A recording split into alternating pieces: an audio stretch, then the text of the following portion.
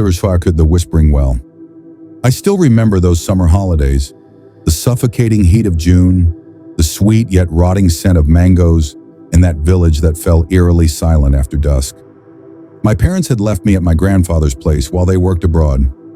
I was 17, restless, and foolish enough to chase after the unknown. My grandfather's house sat at the far end of the village, near the sugarcane fields. Behind it stood an old well, covered with a rusted iron lid and secured with a thick chain. "Don't go near it," my grandfather had warned the very first day. "It's always hungry." I laughed at first. How could a well be hungry? But the nights were different. When the world sank into darkness and even the dogs stopped barking, I would hear whispers, soft, desperate, like someone crying into a pillow. The sound wasn't loud, but it was persistent. "Help me. Please, help." The first time I heard it, I froze in bed. The voice sounded like a child's. I told myself it was just the wind, but on the second night, it called my name. "Anya, please help me." I sat up, heart pounding like a drum. Who in this deserted village could possibly know my name? I tried to wake my grandfather, but he was in deep sleep, or maybe pretending. I lay there, eyes wide open, ears straining, until the birds began to chirp. By the fourth night, I couldn't help myself. I took my grandfather's old torch and slipped out into the backyard. The air was unnaturally cold. The well stood still, like it had been waiting for me. The chain looked ancient, but the lock was new. I circled the well, and for a brief moment, just a moment, I thought I saw small fingers slipping through the cracks. I stumbled back, breath caught in my throat. The next morning I asked my grandfather, "Who's in the well?" His teacup slipped from his hand. "You heard it? You heard the voice?" I nodded. He sighed deeply and began to speak. 30 years ago, a little girl named Mira disappeared. She was only 6. The whole village searched for days, but she had vanished, as if the earth had swallowed her. No one said it outright, but whispers began to spread. That maybe, just maybe, the well had taken her. Then another child went missing. Then another. After the third, the villagers decided to seal the well, not with cement, but with iron and locks, like they were trying to appease a beast. "It's hungry," my grandfather whispered, "and it likes children." I wanted to leave that day, but my parents weren't due for another 2 weeks, and the only bus out of the village came on Thursdays. It was Monday. That night, the whispers grew louder. "Anya, I'm cold. I'm scared. It's so dark here." I covered my ears, screamed into my pillow, but the voice didn't stop. It cried, begged, promised it wouldn't hurt me if I just opened the lid. By Wednesday night, I broke. Maybe it was the lack of sleep, maybe guilt, maybe something else. At 2:13 a.m., I opened the door and walked to the well. I don't remember where I got the key. Maybe my grandfather dropped it, or maybe the well gave it to me. I stood before it, torch trembling in my hand. "Are you really in there?" I asked. No answer. I stepped closer. "Please." A faint sob. "I want to go home." The lock opened easily. The chain slithered down like a snake. I pulled the lid aside. It groaned as it moved.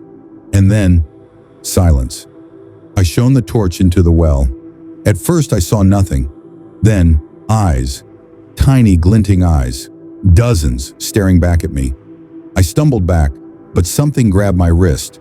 A cold, wet hand. "You came," the voice said. "Now you'll stay." I screamed, and the hands began to rise. Bony fingers, thin arms pulling me down. I kicked, bit, shrieked.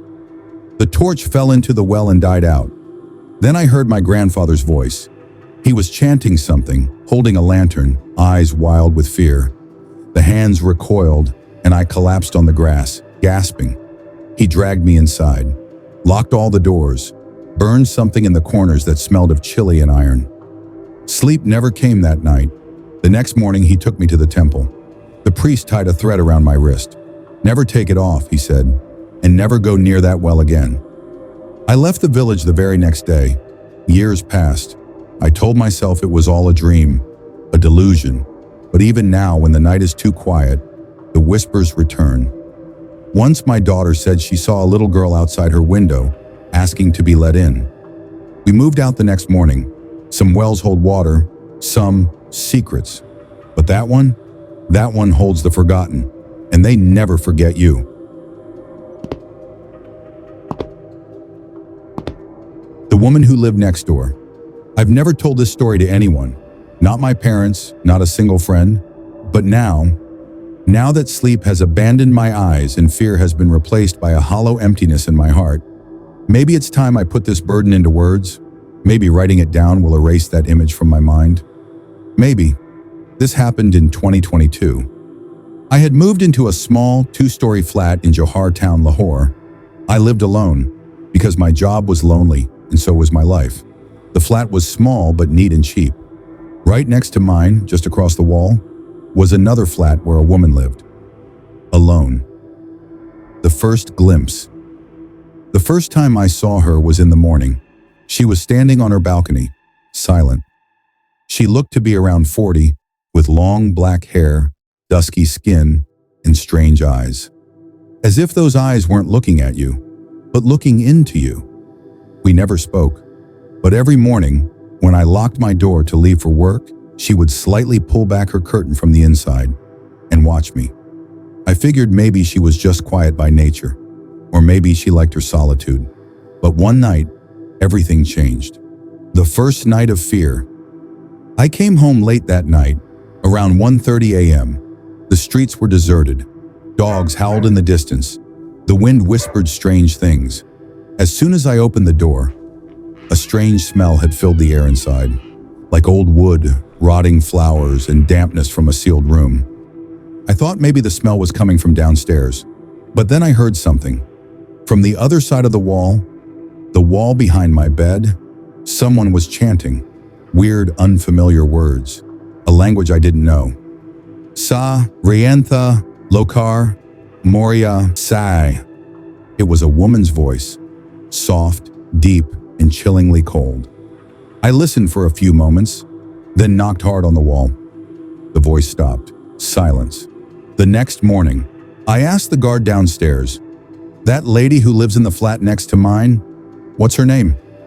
He looked at me in confusion, then replied, "Sir, that flat's been empty for 6 months." I laughed. "No, I hear sounds from there every night. There's a woman living there." He swore on it. "No, sir. The last woman who lived there. She had mental issues. She committed suicide. No one has rented it since." A chill ran down my spine. Then who had I been seeing every day? Something was changing. Over the next few days, strange things started happening. Every night, exactly at 2 a.m., there would be 3 scratches on my window. My phone would turn on the camera by itself. And sometimes when I checked the gallery, there would be a picture of a woman standing next to my bed, her face blurred. And one night while I was in the bathroom, the mirror didn't reflect my face, but hers. I started getting scared. I couldn't sleep anymore. I started reciting the Quran, daily supplications, playing Surah Baqarah audio, but she still came. One night I woke up. Someone was sitting on my bed. A shadow. A woman, with hair flowing down to the floor. And she was whispering my name. Daniel. Daniel. You shouldn't have gone there. You opened the door. I tried to scream, but no sound came out. Something had gripped my body. I couldn't move. Then suddenly everything disappeared. The room was empty. The truth revealed. The next morning I went straight to the Society Records office. I pulled up the file of that flat. What I found shook me to my core. Flat A2, registered under the name Sadia Anwar, age 42. She had killed her own mother and then set herself on fire. According to neighbors, she practiced black magic. She often used to say, "No one should open my door. The day it's opened, he will come." The final night. I decided to leave the flat, packed my things, picked up my bags, and was about to walk out. I opened the door, and she was standing right outside. This time I saw her face clearly, eyes black, face burnt, blood dripping from her lips. She said, "You opened my door. Now there's no going back." Everything blurred. I collapsed. I remember nothing after that. Today, it's been 2 years since that incident. I live somewhere else now, but whenever the clock strikes 2 a.m., I get a notification on my phone. Open the door again, and in the gallery, a new picture.